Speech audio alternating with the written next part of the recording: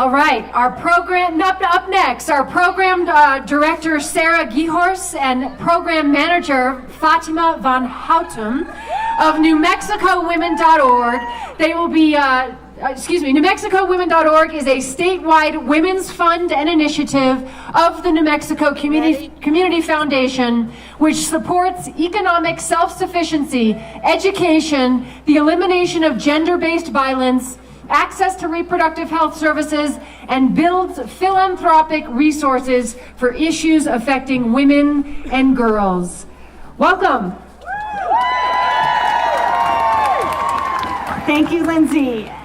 You are beautiful. This is gorgeous. Look at you. Look at us. What a beautiful day in Santa Fe. My name is Sarah Ghiorse, and I am the program director of NewMexicoWomen.org, which is a program and fund of the New Mexico Community Foundation. We seek to advance opportunities for women and girls so that they can lead healthy, self-sufficient, and empowered lives. That's our mission. And when Trump got elected, we made a choice, and it was a choice and a commitment to continue our work for justice by leading with love. Yes, finally! That is easy to say, but what does it mean? In the words of Dr. King, it means a strong and demanding love. It means a love that is big enough for anger, but not for contempt. And while we do this practice every day, it does not mean we're not angry and that we're not going to organize and that we're not outraged. We are, and we are taking action.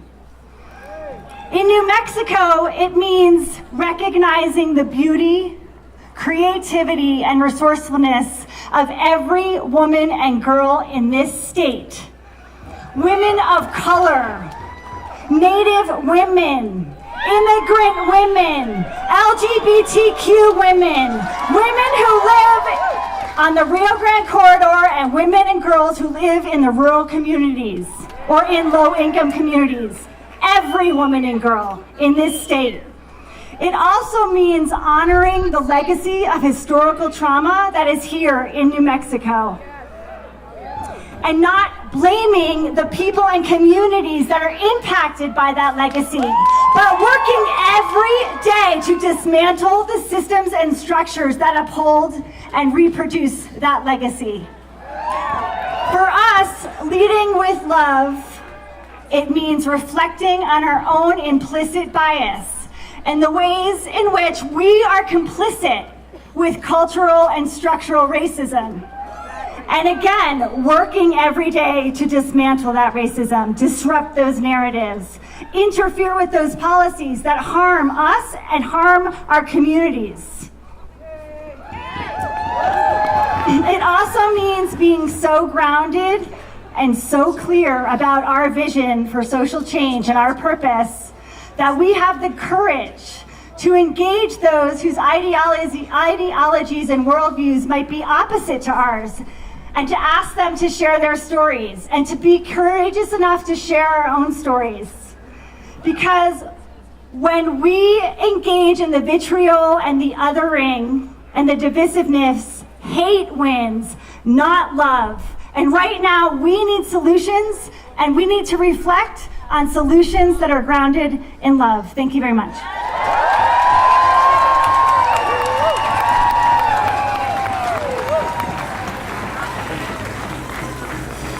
Good afternoon, everyone. My name is Fatima, and I work with NewMexicoWomen.org. Woo! Already. Today I want to talk about history, a civil rights song, and an ant.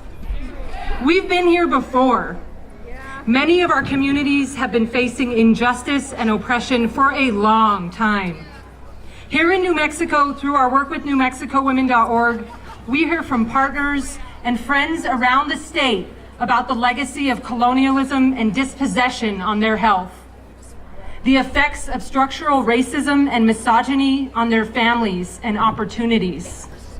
It was twice in the year before Trump was elected that I had "Go home, you fucking Muslim" yelled at me from a car on Cordova Road. It was under under a liberal administration that two men attacked my husband and I on a Sunday night while we were buying bread. Unfortunately, the incoming administration both represents and further emboldens what has long been here: sexism and misogyny, deep racism, and the discontents of an economic model that breeds inequality. Before the election, we heard from women and communities across the state this year how tired they are.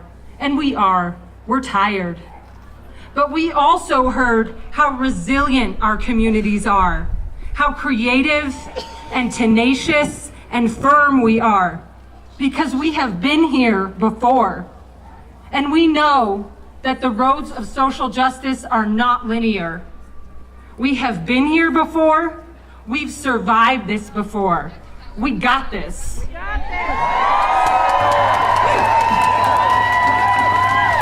As Ella Baker's beautiful civil rights song says, we who believe in freedom cannot rest until it comes. That phrase and song are a meditation on generational fights for justice, and that's what this is.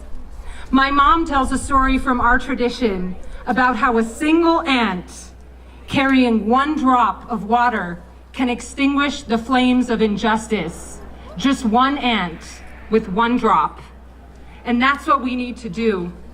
That's who we need to be right now. One ant. Just carry your drop and do not stop. Whatever that means, in your work, in your family, whether you are physically showing up or disrupting narratives, or supporting the work of organizations here today who have long and will continue to fight for justice. So, today is just the beginning of this next phase of creativity, resilience, and resistance. So remember history, remember Ella's song, and remember that ant. Thank you.